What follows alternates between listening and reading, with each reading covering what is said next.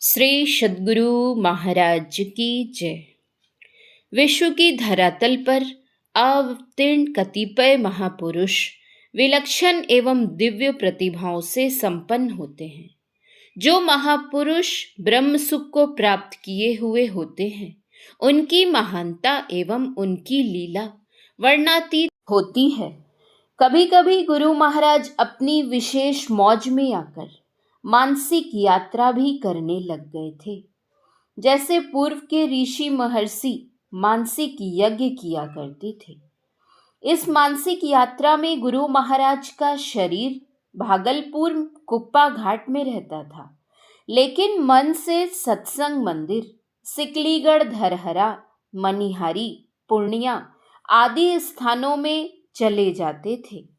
वहां जो चीज पहले जिस अवस्था में वे देखकर आए थे, उसकी चर्चा ठीक वैसे ही मानसिक यात्रा के समय आश्रम में अपने आसन पर बैठे या लेटे लेटे करने लग गए थे। कभी कभी अपनी मानसिक यात्रा में बोलने भी लगते थे। वो कहते थे, अब हमको डुमराव चलना है। दिनांक 31/7/1985 ईस्वी के अपराह्न काल में गुरु महाराज का आदेश हुआ, बरामदे पर खेम खाट लगाकर हमको उस पर लेटा दो। पूज्य भगीरथ बाबा दक्षिणी बरामदे पर खेम खाट लगाकर तथा उस आसन पर उन्हें लेटाकर खाट के नीचे बगल में बैठ जाया करते थे। गुरु महाराज कहते थे, मैं अपने धाम जाना चाहता हूँ। पहले पुष्पक विमान का समय था, अब पुष्पक विमान का समय नहीं है। इतना कहकर फिर गंभीर चिंता में वे निमग्न हो जाते थे। इसके बाद बहुत देर तक अंतर्मुखता की अवस्था में अपने आसन पर लेटे रहते थे। फिर जागृतावस्था में आकर बिल्कुल उदासीन भाव से अपना दैनिक कार्य संपन्न करते थे। रात के 10, 11, 12, 1, 2 बजे कभी कभी पूज्य भगीरथ बाबा से कहते थे कि बेटा, लाठी लेकर किवाड़ी के पास खड़ा रहो, देखो ख्याल रखना कोई आने ना पावे। पूज्य भगीरथ बाबा लाठी लेकर किवाड़ के पास खड़े हो जाते थे। पूज्य गुरुदेव भी कभी पूछ लेते थे, भगीरथ लाठी लेकर खड़ा है ना? जी हुजूर कहने पर गुरु महाराज चुप हो जाते थे। इसमें क्या रहस्य था, सो तो गुरु महाराज ही जाने। एक दिन गुरु महाराज बोले, बेटा, जब मेरा पैर फूला हुआ देखना, तब समझ जाना कि मैं अपना शरीर छोड़ दूंगा। कभी कभी व्हील चेयर में बैठकर टहलने के समय भी कहते थे, बेटा, सुंदरदास जी की वह वाणी कहो जिसमें है, भावे देह छूटी जाहूं, काशी माही गंगा तट। पूज्य भगीरथ बाबा आदेश पाकर व्हील चेयर चलाते हुए पूरी वाणी गाकर गुरु महाराज को सुनाया करते थे। वाणी को सुनते ही गुरु महाराज बहुत देर तक अंतर्मुखता की अवस्था में चले जाते थे। कभी कभी बचे हुए दैनिक कार्य करने के लिए कई बार सविनय निवेदन करना पड़ता था। तब कहीं जागृतावस्था में आते थे और अपने दैनिक कार्य को पूरा करते थे। संतों की अपनी विशेष मौज होती है। इस मौज में आकर गुरु महाराज अपने प्रिय लोगों से भी मिलना जुलना एवं बातचीत करना बिल्कुल ही पसंद नहीं करने लग गए।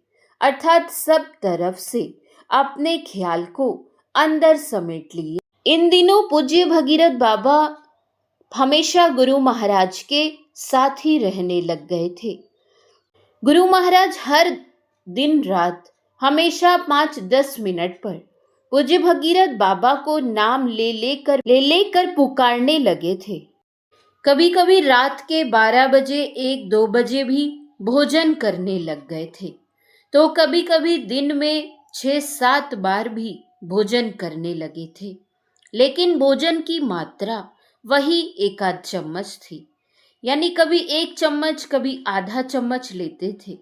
भोजन की मांग होने पर जल्दी भोजन करा देना पड़ता था, नहीं तो बिगड़ जाते थे। धीरे धीरे वह भोजन भी उन्होंने छोड़ दिया। बहुत निवेदन करने पर दिन भर में 1-2 बार 1 आध चम्मच फल का रस ले लेते थे, और कभी कभी 1 आध चम्मच गाय का दूध भी लेते थे। कभी अपनी मौज में आकर स्वयं दूध की मांग करते थे। दिनांक 1 जून 1986 रात के 1:45 बज रहे थे। बोले, भगीरथ बेटा, दूध पिला सकते हो? पूज्य बाबा ने कहा, जी हुजूर।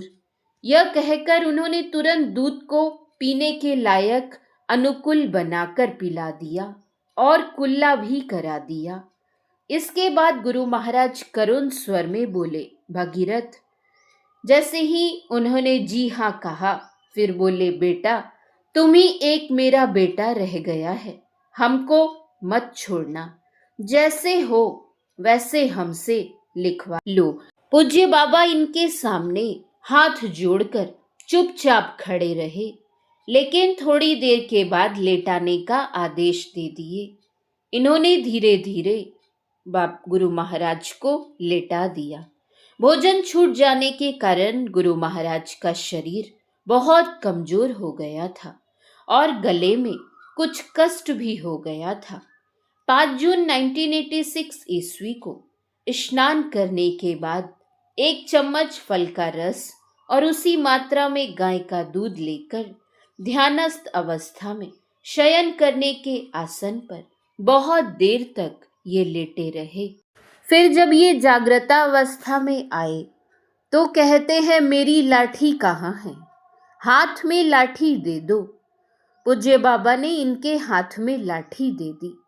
वे चित्त लेटे लाठी को पकड़े रहे और कुछ देर के बाद कहते हैं, मेरी इस लाठी को मेरे साथ जला देना। यह कहकर थोड़ी देर गंभीर मुद्रा में आकर फिर करुण स्वर में बोलने लगे, हे परमेश्वर, हे ईश्वर, जो गुण हम में है सब भगीरथ को हो। इस वाक्य को 5 बार दोहराए। इसके बाद बोले, हे परमेश्वर, हे ईश्वर, जो अवगुण हम में है वह भगीरथ को नहीं हो। ये 3 बार बोले। इनके मन में हुआ, इनमें तो कोई अवगुण है ही नहीं, ये तो पापियों के भी पाप नाशक हैं। इनके द्वारा तो बहुतों का उपकार हुआ है। बहुत से गरीब आदमियों की आर्थिक मदद भी गुरु महाराज ने की है। पूज्य बाबा ऐसा सोच ही रहे थे कि गुरु महाराज ने इनकी मन की बात को जान लिया और बोलने लगे, अवगुण यही है, हम जो लेटे रहते हैं यह इसको नहीं हो। यह कहकर ध्यानस्थ अवस्था में आ गए। धीरे धीरे इनकी अवस्था चिंताजनक होने लगी, कष्ट बढ़ने लग गया। पानी पिलाने का आदेश देते ही पूज्य बाबा पानी पिला दिया करते थे। अवस्था की गंभीरता को देखकर इन लोगों ने आपस में विचार किया, किसी अच्छे डॉक्टर को बुलाना चाहिए। पूज्य बाबा ने कहा कि हुजूर को गले में कष्ट होने के कारण पेय पदार्थ लेने में भी दिक्कत होती है। भागलपुर में गले के एक अच्छे डॉक्टर LK सहाय जी हैं, उनको बुलाना चाहिए। डॉक्टर साहब भी आए, फिर इन्हें दवाई दी गई। पूज्य बाबा बीच बीच में इन्हें दवाई दिया करते थे और पानी पिलाने का आदेश मिलने पर पानी भी पिला दिया करते थे। अंतिम समय में संसार के समस्त प्राणियों के कल्याण के निमित्त संत कबीर साहब की वाणी को माध्यम बनाकर मधुर करुण स्वर में बोले, सुकिरत करी ले नाम सुमिर ले, को जाने कल की जगत में, खबर नहीं पल की। इतना कहकर थोड़ी देर चुप हो गए, आंखें बंद थीं। फिर बोले, झूठ कपट करी माया जोरिन, बात करे छल की। पाप की पोट धर शिर ऊपर, किस विधि हुए हल की। इतना कहकर चुप हो गए। गुरु महाराज के कमरे की खिड़की एवं किवाड़ खुले हुए थे। पूज्य संत सेवी बाबा बरामदे पर से पूज्य गुरुदेव के समीप आए। पूज्य भगीरथ बाबा अपने दाहिने हाथ को उल्टाकर पूज्य गुरुदेव के नासिका के आगे रखकर पूज्य बाबा से कहा, श्वास की गति बंद हो गई। पूज्य बाबा गुरु महाराज के नब्ज पर हाथ धरकर बोले, समाधि नाड़ी चल रही है। इन्होंने दीवाल घड़ी की ओर अपनी नजर समय देखने के ख्याल से दौड़ाई। उस समय रात के 9:45 बज रहे थे। उसी समय प्रातः स्मरणीय परम पूज्य गुरुदेव अपनी चेतना को समेटते हुए परमात्मा में लीन हो गए। श्री सद्गुरु महाराज की जय। श्री सद्गुरु महाराज की जय। श्री सद्गुरु महाराज की जय।